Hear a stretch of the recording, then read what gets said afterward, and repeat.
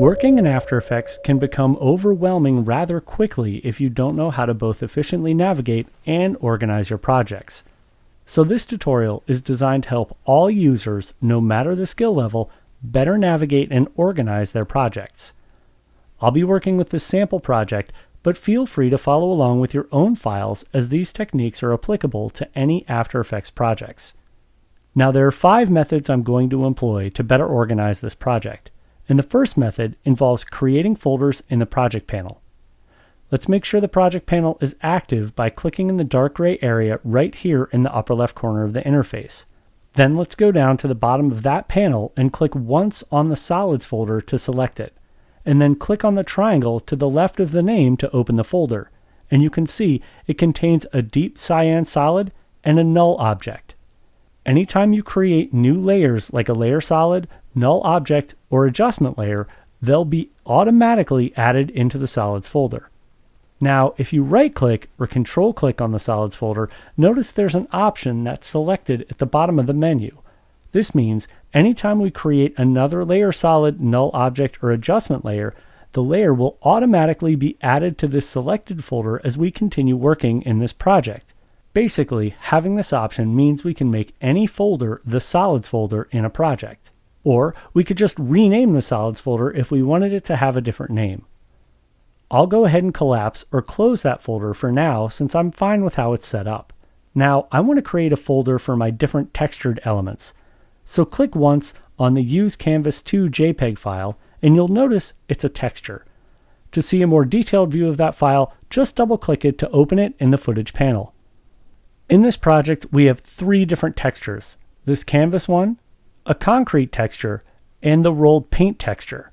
To quickly add all 3 of these textures into a folder, I'll just hold down the Command key on the Mac or Control key on Windows, and then click once on each of the 3 textures until they're all selected.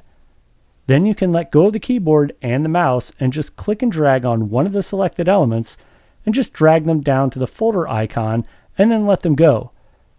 Notice the files have been added to the folder and all you have to do is just start typing the name of the folder. I'll call this Textures. And if you want to be more consistent than I am, you could stick with the style of the first letter capitalization to match the Solids folder. But I'll leave mine lowercase as this makes no technical difference other than aesthetics. Now let's look to the right of the name column and you'll see some colorful boxes known as labels. If you click on any label, you can change its color. But if you look at the top option, you can also use this menu to select an entire layer group. So if you haven't done so already, go ahead and click on any one of these gray boxes and choose Select Label Group. Now that all the JPEG files are selected, let's repeat the process and drag these down into their own folder. And we can call this folder Backgrounds. Now, let's create a folder for our composition. But before we do that, I want you to notice how things are organized alphabetically in the project panel. If you click on the name column, you can flip the order from A to Z or Z to A. I'd like the comps folder to always be on top. So let's click and drag the composition down to the new folder button and name it 01_comps. And when I press return, since I started with a number, that folder is now at the top of my project panel. Now, to make sure we're all on the same page, let's open the 01comps folder by clicking the triangle here on the left, and then double-click on the composition to open the comp and make sure the timeline panel is active. Notice we also have labels here in the timeline, and they function in a similar fashion to the labels in the project panel. Let's say I want my text layers to have their own unique label color. So I'll click once on layer 3, and then press Command on the Mac or Control on Windows, and then click on layer 5 to select both layers. Now click on the label color for either layer, and let's choose orange for our new label color. And now, anytime I want to select these text layers, I can just click on that label and choose Select Label Group, and there you have it, they're all selected. But what happens when you need to quickly get to something that isn't readily visible? Like, what if I wanted to change the color of this shape layer?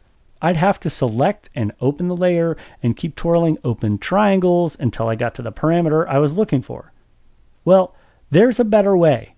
I'll collapse layer 4 closed for now. The better way to work more quickly and keep things organized is through the use of search menus. There are 4 places you can search in After Effects: the Project Panel, the Timeline, Effects and Presets, and Help. The search feature in the Project Panel and the Timeline work a little differently, so we'll start in the Timeline. And to check out the graphic we'll be adjusting, let's press the spacebar to begin playback, and then just press it again to stop playback once the current time indicator reaches the right side of the timeline. Now, to better see the color of that line, I'll click the blank area underneath the layers in the timeline to deselect the layer. Notice the shape is kind of an orange color, so I'll select layer 4 and go up to the search menu and start typing the word color. And here you can see the colors have been isolated.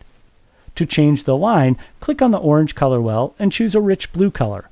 Then click OK and deselect the layer, and now we can see it's blue. You also can have custom search options. Let's clear out the previous search by highlighting the word and pressing delete.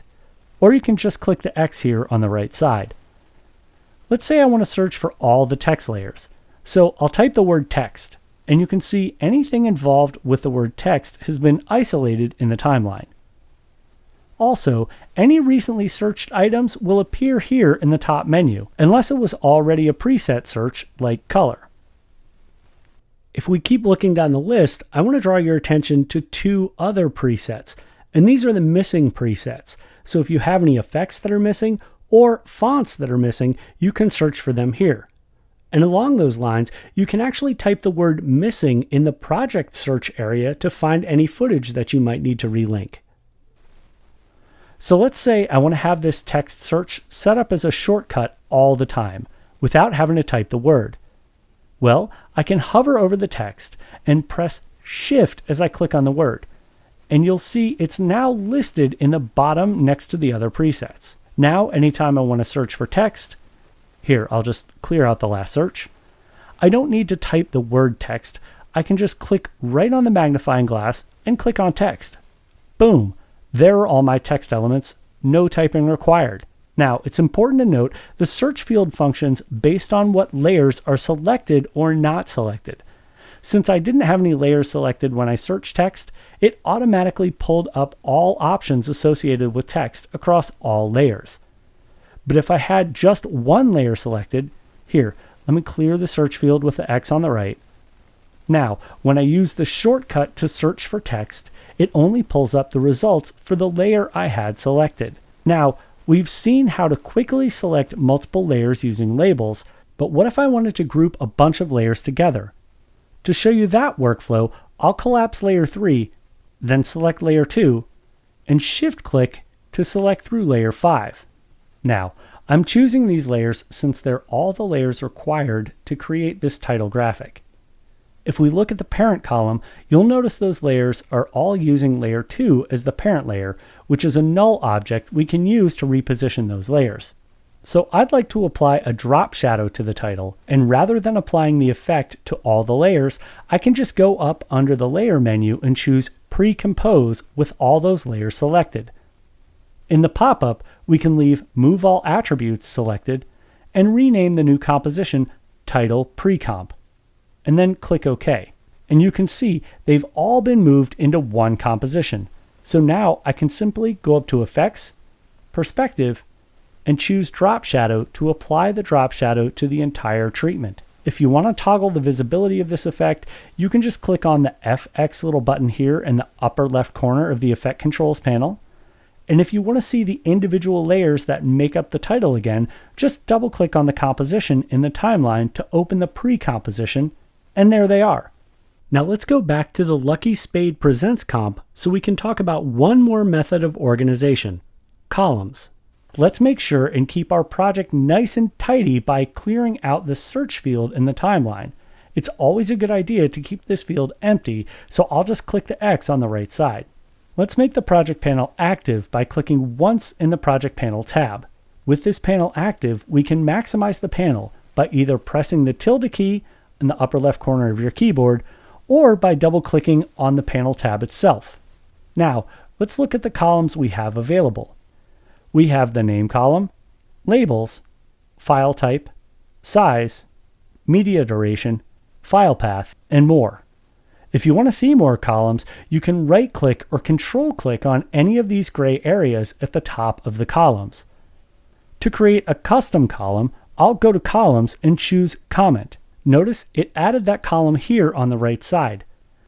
To make this column a little more accessible, I'll click on its name and then drag it towards the left, and I'll stop just to the right of the name column. You can add any kind of notes or information into this column to further organize any elements in the project panel. I want to use it to rank my favorite images, so let's open the Backgrounds folder by clicking its triangle. Let's say this Ghost Town 01 image is my first choice. In the Comments column, I'll just type the number 1. And let's say this Background 04 is my second choice. So I'll go to the Comment column and type the number 2. What's great about this is the fact that this new information is now searchable. Or I can just click on the Comment column header and it will organize the elements according to the new information. Now, even though I use numbers to organize things sequentially, it's important to note that you can type absolutely anything into the Comments column. Good, bad, yellow, green, yes, no, you get the idea. Just so we can see our project again, we can either press the tilde key again on our keyboard or double-click on the Project Panel tab again, and the panel will resize back to its original size. So, as you can see, whether you use the search field or color labels, precomposing, folders, or columns, there's always a method available to keep your project easy to find and well organized.